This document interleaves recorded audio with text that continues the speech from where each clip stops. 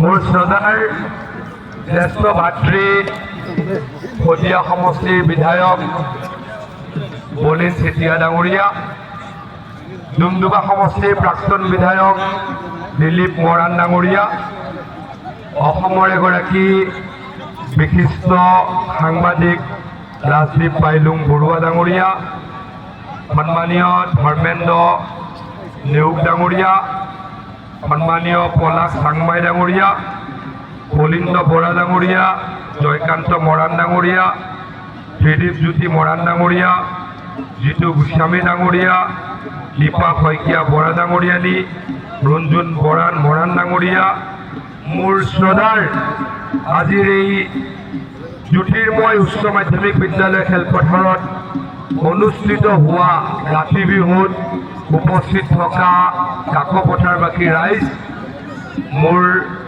অতিকৈ শ্ৰদ্ধাৰ এই অঞ্চলৰ জ্যেষ্ঠসকল, সুধীবৃন্দ, ৰাতি বিহুৰ বিষয়ে বহুত আগৰে পৰা জানিছিলোঁ, ৰাতি বিহু উপভোগ কৰিবলৈ হেঁপাহ পুহি ৰাখিছিলোঁ, কিন্তু সৌভাগ্যতা নাছিলে। আজি আহি আপোনালোকৰ লগত ৰাতি বিহু উপভোগ কৰাৰ সৌভাগ্য লাভ কৰিছোঁ আৰু মোক এই সৌভাগ্য লাভ কৰাৰ বাবে যি সুযোগ দিলে মোক কাকপথাৰ আঞ্চলিক মৰাণ ছাত্ৰ সন্থা আৰু সদৌ অসম মৰাণ ছাত্ৰ সন্থাৰ বিষয়ববীয়াসকলে ইয়ালৈকে মাতি আনি মই তেখেতসকলক অন্তৰৰ হৃদয়তম কোণৰ পৰা ধন্যবাদ জ্ঞাপন কৰিছোঁ। আমাৰ মৰাণ জাতিৰ ইতিবৃত্তিৰ কথা আমি সকলোৱে জানো। অসমৰ এটা অত্যন্ত গুৰুত্বপূৰ্ণ জনগোষ্ঠী হৈছে ভূমিপুত্ৰ মৰাণসকল। পলাশ চাংমাই ডাঙৰীয়াই কৈছে কেনেকৈ মৰাণসকলে তেখেতলোকৰ কৃষ্টি সংস্কৃতিক অতি নিখুঁতভাৱে বৰ্তাই ৰাখিছে, বজাই ৰাখিছে, আৰু তাৰ বাবে সদায় আপোনালোক ধন্যবাদৰ পাত্ৰ হৈ ৰ'ব।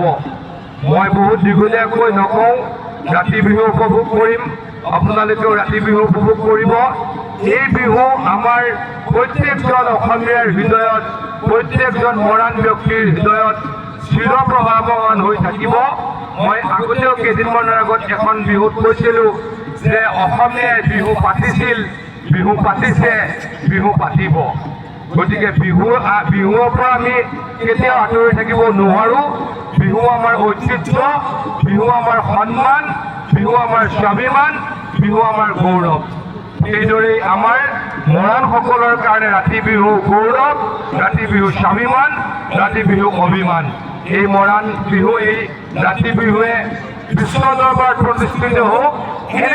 এনেকৈ আমাৰ যি নিখুঁতভাৱে আমি যদি কেতিয়াবা বিশ্ব দৰবাৰলৈকে লৈ যাব পাৰোঁ, আধুনিকতাৰ পৰা বহুত নলগাকৈ যদি আমি বিশ্ব দৰবাৰলৈ লৈ যাব পাৰোঁ, অত্যন্ত সুখী হ'ম বুলি মই অনুভৱ কৰিছোঁ। অকল মই আমাৰ উজনি অসমতে ৰাতি বিহু সীমাবদ্ধ হৈ নাথাকক, মধ্য অসমলৈ যাওক, নামনি অসমলৈ যাওক, গুৱাহাটীতো কেতিয়াবা প্ৰদৰ্শিত হওক, আৰু মৰাণসকলৰ ৰাতি বিহুৰ লগত সমগ্ৰ অসমীয়াৰ পৰিচয় হওক, অসমৰ পৰিচয় হওক, ভাৰতৰ পৰিচয় হওক, তাৰ কাৰণে ভগৱানৰ ওচৰত প্ৰাৰ্থনা জনাম।